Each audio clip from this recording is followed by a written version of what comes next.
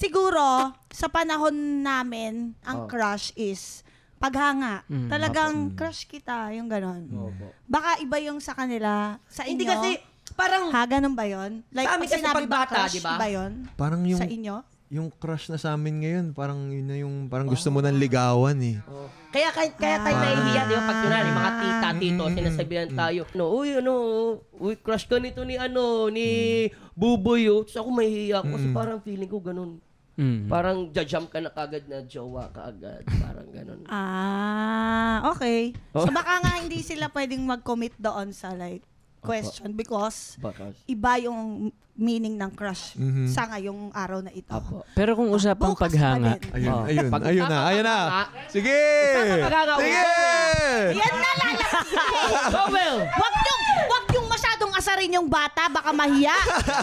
Go, Will. Hindi. Very vocal naman ako dito. Hinangaan ko talaga siya. I mean, sa pagiging niya, yung pagiging masipag niya sa work, dedication, very, very passionate talaga. Yan lang. Ang ganda nun. Ang sweet. Kahit anong sabihin niya, sabihin mo nga tae. Kasi ang ganda niya magsalita. Hindi ako makaget over.